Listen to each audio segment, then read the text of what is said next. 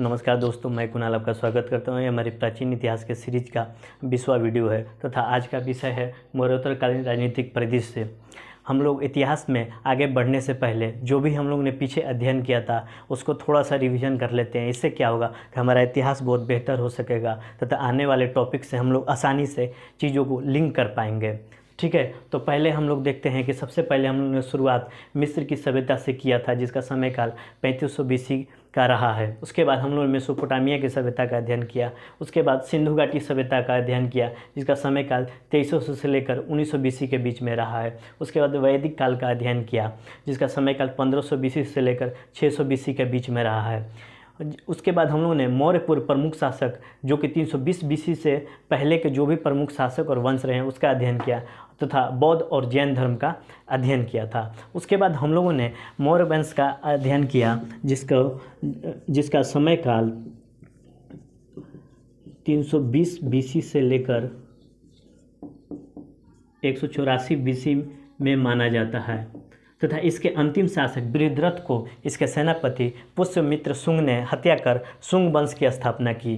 तो अब हम लोग देखेंगे कि मौर्य काल जो कि 320 BC के से इसकी शुरुआत मानी जाती है तथा गुप्त काल 320 AD से इसकी शुरुआत मानी जाती है। ये BC है और AD है। इन दोनों के बीच में 500 वर्षों का गैप है, क्योंकि ये पहला साम्राज्य था। इसके बाद 500 वर्षों के बीच में कोई भी बड़ा साम्राज्य नहीं आया। उसके बाद 320 AD में दूसरा बड़ा साम्राज्य आया। तो इन दोनों के बीच में क्या राजनीतिक परिदृश्य रहा है, यानी कि मौर्योत्तरकालीन राजनीतिक परिदृश्य क्या रहा है, उसको हम लोग आज देखेंगे, जिसके अंतर्गत विदेशियों के अंतर्गत शक, कुषाण, बैक्ट्रियन को देखेंगे तथा भारत में शुंग, कन्नौ और सातवाहन को देखेंगे। तो ठीक है, चलिए आगे हम लोग अपना इतिहास की शुरुआत शुंग वंश से करते हैं। ठीक है,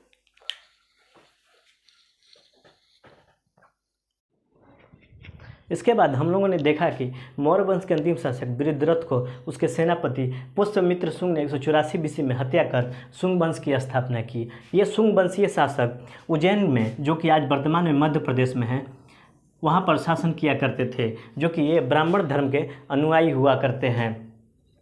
बौद्धों की हत्या एवं स्तूपों को इन्होंने नष्ट किया, क्योंकि हमने देखा कि मौर्य काल में बौद्ध और ब्राह्मण टकराव देखने को मिला। इसलिए पुष्यमित्र शुंग ने बहुत सारे बौद्धों की हत्या एवं स्तूपों को नष्ट कराया। इसकी राजधानी विदिशा थी। ठीक है, और पतंजलि इसके दरबार में रहा करते थे। इसके बाद पुष्यमित्र ने मिनांडर, जो कि हिंदी यूनानी था, उसको पराजित किया था। एक किताब का नाम याद कर लीजिएगा, बुक्स है कालिदास का, मालिका अग्निमित्र। इसी से शुंग वंश से ही संबंधित है, जिसमें अग्निमित्र और मालविका के बीच में प्रेम संबंध को दर्शाया गया है तथा इसके अंतिम शासक देवभूति था। इसको भी थोड़ा ध्यान रखिएगा। इसी देवभूति को हराकर कन्नौ वंश के वासुदेव ने कन्नौ वंश की स्थापना की थी। इसी शुंग वंश में देखेंगे कि स्तूप में पाषाणों की रेलिंग, वैष्णव धर्म का उत्थान तथा मनुस्मृति की स्थापना का काल रहा है। इसके बाद हमने अभी देखा कि वासुदेव ने देवभूति को हत्या कर कन्नौ वंश की स्थापना की तथा इसके अंतिम शासक सुशर्मा थे। अब साम्राज्य केवल पाटलिपुत्र तक सिमट के रह गया था। चलिए, ये सब तो छोटे छोटे वंश हैं, थोड़ा थोड़ा अध्ययन करेंगे। एक कुषाण इंपॉर्टेंट है, उसको अच्छे से अध्ययन करेंगे।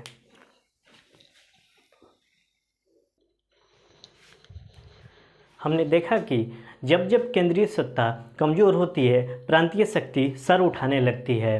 तो मौर्य साम्राज्य का पतन के साथ साथ केंद्रीय सत्ता कमज़ोर होने के साथ साथ प्रांतीय शक्ति सर उठाने लगी तथा नॉर्थ वेस्ट इस भाग पर विदेशी आक्रमण होने लगे।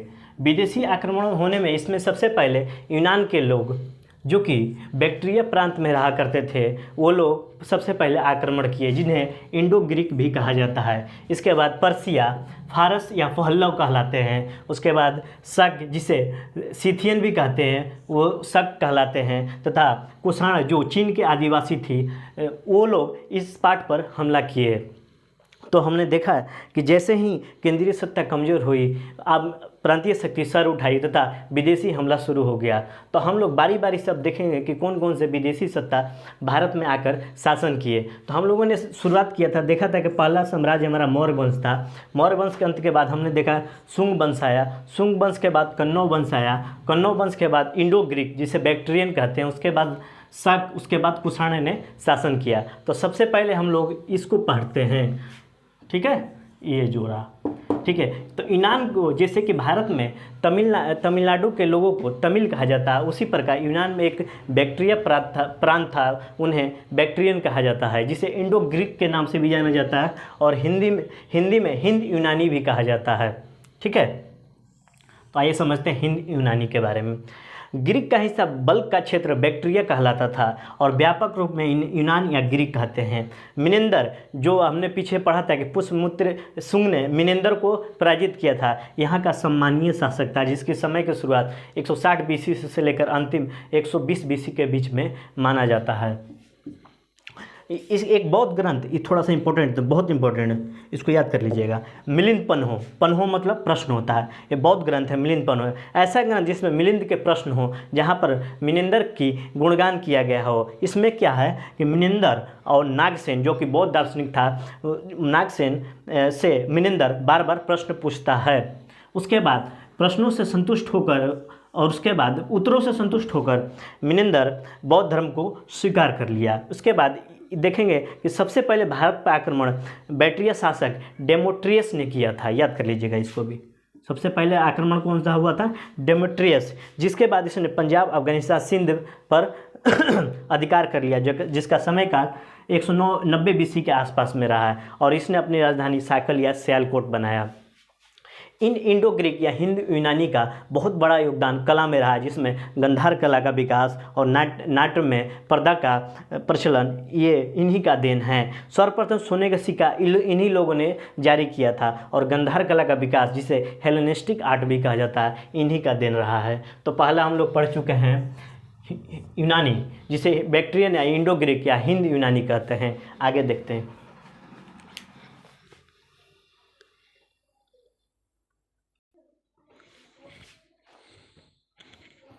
ठीक है, अगला हमारा है शक, जिन्हें इंडो सिथियन भी कहते हैं। ये मध्य एशिया से भारत आए और पश्चिमी भाग नॉर्थ वेस्ट भाग पर शासन किया। इसके बाद आगे देखेंगे कि हम लोग ये इनकी 5 शाखाएँ थी, जिसमें इनकी पश्चिमी शाखा महत्वपूर्ण शाखा थी। इसके प्रमुख शासक रुद्रदामन प्रथम थे, जो हम लोग बहुत पहले पढ़ चुके हैं, थोड़ा सा जान चुके हैं इसके बारे में, जिसका समय काल 150 से लेकर 130 बीसी के बीच में रहा है। इसने ही सुदर्शन झील का जीर्णोद्धार कराया था, यानी कि फिर से उसको पुनर्जीवित किया था, जो कि सुदर्शन झील चंद्रगुप्त के सेनापति पुष्यगुप्त ने उसका निर्माण करवाया था। यहीं से इसी रुद्रदामन अभिलेख, जो कि जूनागढ़ में है, इसी से मौर्य वंश की हमें जानकारी मिलती है, जो कि संस्कृत में पहला अभिलेख है।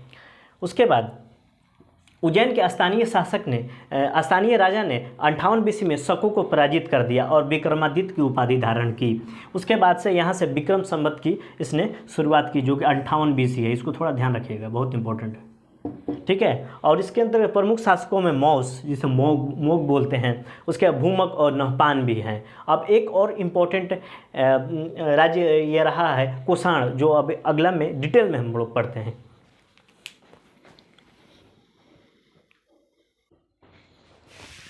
शकों के बाद पहलव ने शासन किया, जिसे पर्शियन भी कहते हैं। इनकी राजधानी तक्षशिला थी तथा इसके प्रमुख शासक गोंदोफानिस थे। तो इसमें इतना ही इम्पोर्टेंट है। इसके बाद एक प्रमुख शासक आता है कुषाण वंश का।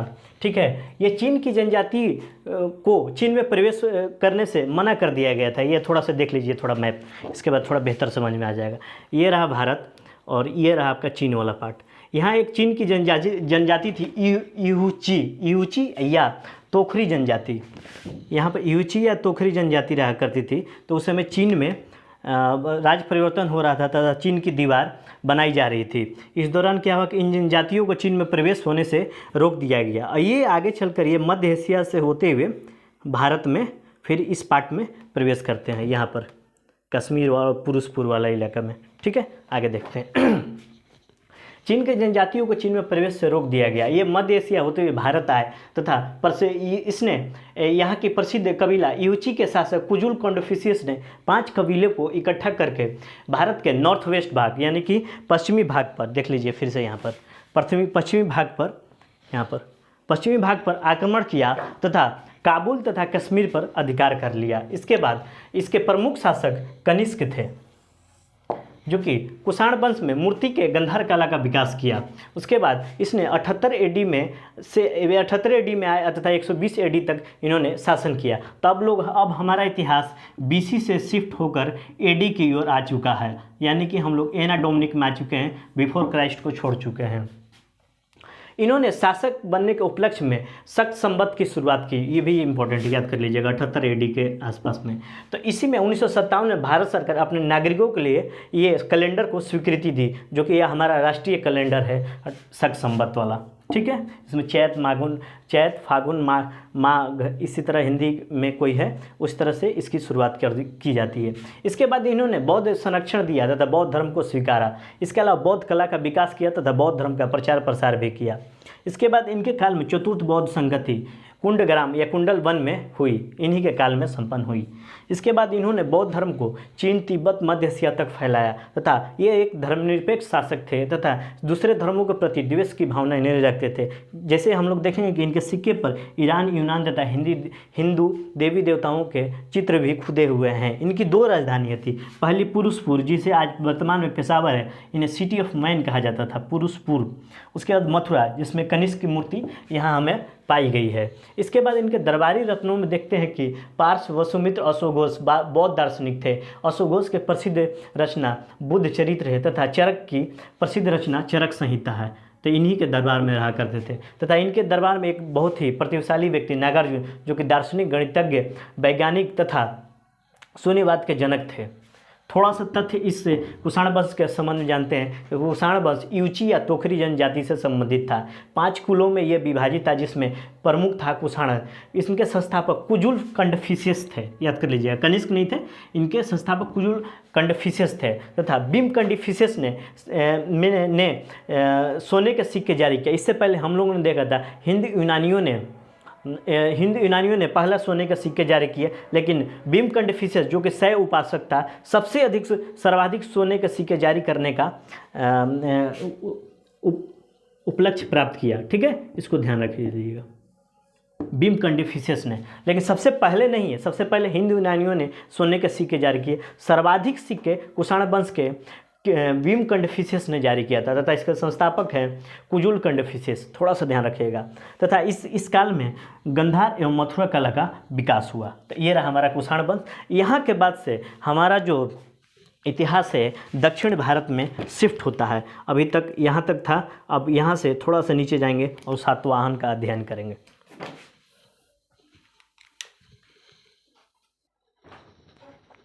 हमने अभी तक देखा कि हिंद यूनानी या बैक्ट्रियन या ग्रीक, इंडो ग्रीक ने पहले शासन किया। उसके बाद शक, जिसे इंडो सिथियन के थे, उसके बाद शासन किया था। उसके बाद पहलव, जिसे पर्शियन वाला मामला था, उसके बाद कुषाण ने शासन किया। ये रही बात विदेशियों की। उसके बाद भारतीयों में शुंग वंश, उसके बाद कन्नौ वंश, उसके बाद सातवाहन वंश आते हैं। तो सातवाहन वंश के आने के बाद हमारा इतिहास दक्षिण भारत में प्रवेश कर जाता है। तो थोड़ा समझते हैं सातवाहन वंश। ये 330 बीसी में आए और 300 एडी में तक शासन किए। सिमुक ने शुंग शक्ति को पराजित कर सातवाहन की स्थापना की। उसके बाद इसकी राजधानी थी प्रतिष्ठान, गोदावरी तट पर, महाराष्ट्र में। ठीक है, इसके बाद इसके प्रसिद्ध शासक गौतमी पुत्र सत्यकर्णी था।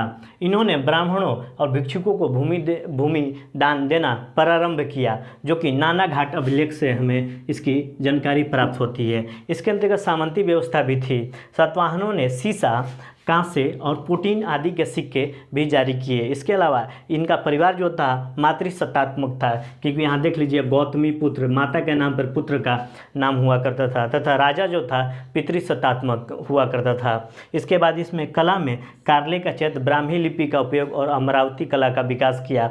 उसके बाद ये सातवाहन के बाद पल्लव वंश आए। पल्लव वंश के बाद वाकाटक वंश, जिन्होंने सांस्कृतिक और कलात्मक विकास किया। उसके बाद हमारा इतिहास 1 एडी में पहुंच जाता है, जो कि संगम साहित्य से संबंधित है। ठीक है, उसके बाद हम लोग देखेंगे एक और वंश है चेदी वंश, जिसे महामेधवान वंश के नाम से भी जाना जाता है, तथा अशोक के मृत्यु के बाद कलिंग स्वतंत्र हो गया था। इस वंश का उल्लेख, चाहे प्रमाण, इसका हाथी गुफा अभिलेख से हमें प्राप्त होता है। इसका प्रतापी राजा खारवेल था, बहुत इंपॉर्टेंट है। तो चेदी वंश किससे संबंधित है? खारवेल से। जब मगध पर आक्रमण कर इसने जीन शिलानाथ की मूर्ति को फिर से वापस कलिंग ले गया था, जो कि महापद्मनंद ने कलिंग से जीत कर लाया था। तो ये रहा अपना इतिहास। तो अब हम लोग कल से थोड़ा सा जो भी कलाएं विकसित हुई है कुषाण काल में, मथुरा और गंधार कला जो मूर्ति की कला थी, और यहाँ पर अमरावती कला, तीनों को थोड़ा सा तुलना करते हुए पढ़ेंगे। और उसके बाद हमारा इतिहास गुप्त वंश से शुरू हो जाएगा। अभी तक हम लोग मौर्य वंश से गुप्त वंश के बीच में, मौर्य वंश के अंत और गुप्त वंश की शुरुआत के बीच में जो 500 वर्षों का साहित्य रहा, उसमें इतिहास रहा, उसमें राजनीतिक परिदृश्य को हम लोगों ने अभी तक देखा।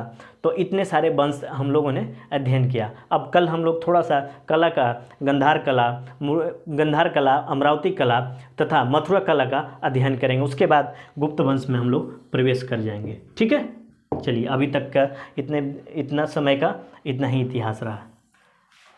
आपके सहयोग के लिए धन्यवाद। नमस्कार।